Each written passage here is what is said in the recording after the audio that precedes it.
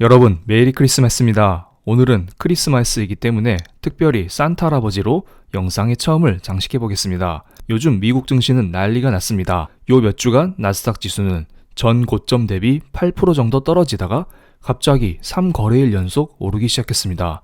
그러면서 생명선인 21선도 돌파해 버렸습니다. 어떻게 보면 크리스마스를 앞두고 산타께서 선물을 가져왔다고 볼 수도 있겠는데요. 그런데 이놈의 한국 코스피 지수는 움직일 기미가 전혀 없습니다. 미국 주식을 따라서 조금씩 오르면서 코스피 지수 3000포인트를 돌파하긴 했지만 일봉 차트를 자세히 보시면 지속적으로 윗꼬리를 달면서 움직임이 더딘 것을 알 수 있습니다. 그래서 오늘 영상에서는 도대체 왜 한국 주식이 부진한지, 우리는 어떻게 해야 하는지 이런 것들을 알아보는 시간을 갖겠습니다. 이 사진 보시면 산타 할아버지 오른손에 선물이 있는 거 보이시죠? 이 영상을 보고 계시는 분들에게 모두 산타 할아버지께서 선물을 가져다 주기를 간절히 기도하면서 영상을 본격적으로 시작해 보겠습니다. 먼저 작년 초부터 지금까지 미국 나스닥 지수와 코스피 지수를 비교해 보겠습니다. 작년까지만 해도 두 개의 지수는 같은 방향으로 움직였습니다. 하지만 올해 중반부터 미국 나스닥 지수는 지속적으로 오르는데 반면 한국 코스피 지수는 바닥을 기기 시작했습니다. 도대체 왜 그럴까요? 올해 중반부터 무언가 둘 사이가 틀어지기 시작했습니다. 그럼 이번에는 홍콩의 항생지수와 한국의 코스피 지수를 비교해 보겠습니다. 잘 보시면은 올해 중반부터 한국의 코스피 지수와 홍콩의 항생지수가 같은 방향으로 움직이는 거 보이지 않나요? 올해 4월달부터 한국의 코스피 지수가 오르는 척 하다가 떨어졌는데 항생지수 보세요. 횡보하는 척 하다가 떨어지고 있습니다. 이 둘이 무언가 하나처럼 연계되면서 움직이고 있는 것을 알 수가 있습니다. 한국은 중국 경제 영향을 매우 크게 받습니다. 그런데 지금 중국 경제가 그렇게 좋지만 않습니다. 중국은 최근 들어 은행의 지급 준비율을 두 차례나 내렸습니다. 중국은 2018년, 2019년 미중 무역 전쟁 당시 경제가 어려워지자 지급 준비율을 여러 번 낮췄고요. 그리고 코로나 때에는 오히려 지급 준비율을 전혀 낮추지 않았습니다.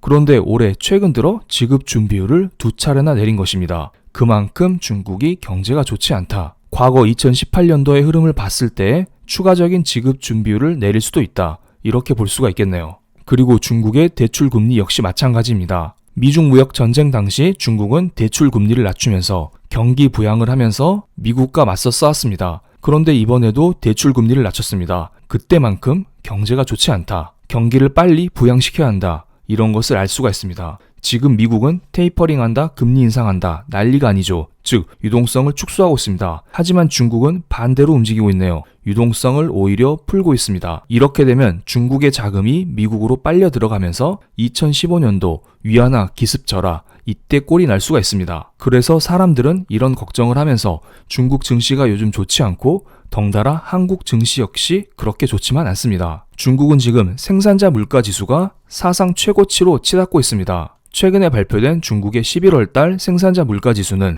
12%를 넘어섰고요. 그래서 만약에 12월 생산자 물가 지수도 높게 나오면 중국이 추가적으로 지준율을 인하할 수 있다. 이런 보고서도 나오고 있습니다. 최근에 헝다를 비롯한 여러 중국의 부동산 회사들이 부도를 맞이하고 있습니다. 그래서 오른쪽 그래프를 보시면은 파란색 중국의 고정자산 투자, 검은색 중국의 부동산 투자, 회색 중국의 인프라 투자, 이 모든 것들이 감소하는 추세에 있습니다. 이 차트가 전년 동기 대비 증가율이기 때문에 고정자산 투자는 아직 지속적으로 이어가고 있지만 검은색 부동산 투자와 회색 인프라 투자는 현재 마이너스 구간에 접어들었습니다. 즉, 투자 금액이 전년 동기 대비 줄어들었다는 것입니다. 그만큼 지금 중국 경제가 어렵다. 침체기에 접어들고 있다. 이렇게 보시면 될 것 같습니다. 그래서 지난 10월 달에 서프라이즈를 보였었던 중국의 소매 판매가 11월 달 들어서 큰 폭으로 둔화가 되었습니다. 파란색이 10월 달 소매 판매이고 회색이 11월 달 소매 판매입니다. 전체적으로 11월 달 수치가 감소하는 것을 알 수가 있고 특히 서비스 부문은 역성장을 한 것을 알 수가 있겠네요. 그리고 최근에 오미크론 코로나 바이러스가 터지자 걱정하지 말아라. 우리에겐 백신이 있다. 락다운은 없다. 이렇게 말하고 있는 반면 중국은 오히려 락다운을 강화하고 있습니다. 첫 번째 문단만 읽어드리겠습니다. 중국이 지난 열흘 동안 북서부 산시성 시안에서 코로나 확진자가 200명 넘게 속출하자 주민 1,300만 명을 대상으로 외출 금지령을 내렸다고 합니다. 사실상 락다운이죠. 시안은 작은 도시가 아니죠. 여기에 한국의 삼성전자 공장도 있고 과거 중국 역사상 수도 중심부의 역할을 담당해왔던 도시입니다. 어쨌든 이런 대도시에서 락다운이 발생되니 앞으로 중국 코로나 장난 아니겠다, 심각하겠다, 이런 걱정을 다들 하고 있는 것입니다. 상황이 이러니 한국의 경제 전망치가 점점 하향 조정되고 있습니다. GDP와 경상수지만 보겠습니다. 2021년도 GDP 전망치는 3.9% 상승으로 나오고 있는데 내년도에는 이것보다 낮은 2.9% 상승으로 전망이 되고 있습니다. 그리고 수출로 인한 경상수지 역시 올해는 905억 달러로 전망이 되고 있는데 내년도에는 이것보다 훨씬 낮은 772억 달러로 예상이 되고 있습니다. 올해 수출 실적이 너무 좋았기 때문에 내년도에는 기저효과가 소멸된 것도 있고요. 그리고 중국 경기가 둔화되고 있기 때문에 우리 한국의 수출의 성장세가 약화되고 있다, 이렇게 보시면 될 것 같네요. 이번에는 증시로 조금씩 넘어가겠습니다. 그래서 한국 증시가 요즘 힘이 없습니다. 한국과 선진국, 신흥국 세 개 카테고리별로 12개월 포워드 EPS 증감률을 비교한 차트입니다. 최근에 연준의 긴축 정책, 오미크론 코로나 바이러스 이런 것들로 인해서 글로벌리 포워드 EPS가 점점 하락하는 추세입니다. 그런데 검은색 한국의 EPS는 더욱더 하락하는 강도가 심하죠. 최근에는 오히려 마이너스를 기록하고 있습니다. 앞서 설명드렸듯 한국의 내년 수출 전망치가 크게 하락하고 있는 상태입니다. 그렇기 때문에 다른 나라에 비해서 한국의 포워드 EPS 하락폭이 크다, 이렇게 볼 수가 있겠고 이것의 저점 확인에는 시간이 필요할 것으로 보입니다. 오른쪽 그래프는 한국의 원달러 환율이 정리되어 있습니다. 일반적으로 한국의 원달러 환율과 한국의 코스피 지수는 반대로 움직이죠. 지금 연준의 긴축 정책으로 인해서 한국의 원달러 환율이 지속적으로 오르고 있는데요. 아직 고점이 확인되진 않았습니다. 이러한 고점이 확인되어야 한국 증시가 본격적으로 반등할 수 있다, 이것을 명심하시기 바랍니다. 그런데 최근에 원달러 환율이 1,200원 부근까지 올라갔음에도 불구하고 외국인들은 한국 증시를 지속적으로 매수하고 있습니다. 물론 규모 자체는 엄청나진 않지만 11월, 12월 두 달 연속 외국인들은 한국 증시를 쓸어 담고 있습니다. 그럼 도대체 외국인들이 두 달 동안 어떤 종목을 쓸어 담았는지, 우리는 어떤 투자를 해야 되는지 이것을 천천히 알아보겠습니다.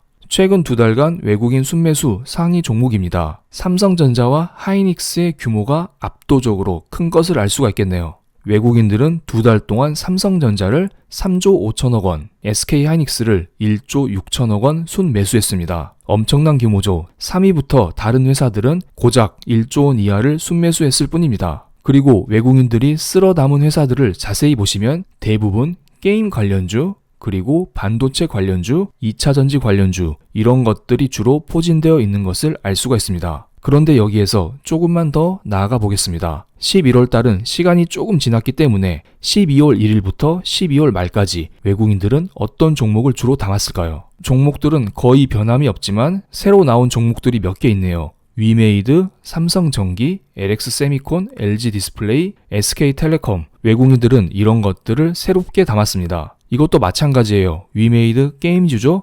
삼성전기 IT 부품주, LX세미콘 IT 부품주, LG디스플레이 디스플레이 관련주입니다. 외국인들은 주로 IT 관련주 혹은 게임주들을 신규로 담았다, 이렇게 볼 수가 있겠습니다. 그래서 우리는 앞으로 반도체, IT 부품, 게임 이런 쪽을 주로 공략해야 된다. 이런 쪽을 공략하면 한국 증시가 부진할지라도 우리는 산타 랠리를 맞이할 수 있다, 이런 것을 알 수가 있겠네요. 그래서 반도체, IT 부품, 게임주, 업종별 차트를 정리해봤습니다. 반도체는 최근에 급격하게 상승하면서 전 고점 돌파를 노리고 있고 IT 부품주는 뒤늦게 출발했지만 최근에 생명선인 21선을 돌파하고 있습니다. 코스닥 게임주는 10월, 11월 달 두 달 동안에 미친 듯이 오르다가 최근에는 잠시 주춤거리고 있죠. 하지만 다시 생명선인 21선을 돌파하면서 재차 상승각을 재고 있습니다. 그만큼 섹터의 흐름이 강하다, 매집이 강력하다, 이런 것들을 알 수가 있겠네요. 그에 비해 경기 민감주의 대표 주자로 알려진 코스피 철강 섹터를 보겠습니다.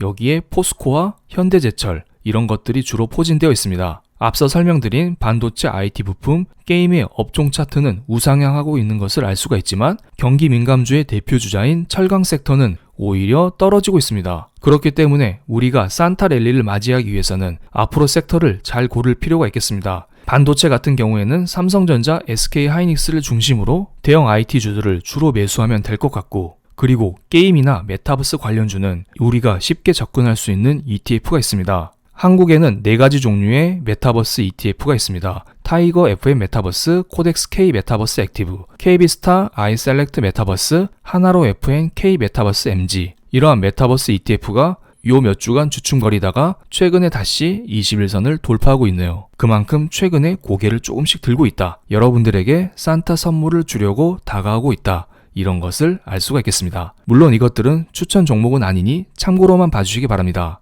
그럼 오늘 영상 여기서 마치겠습니다. 감사합니다.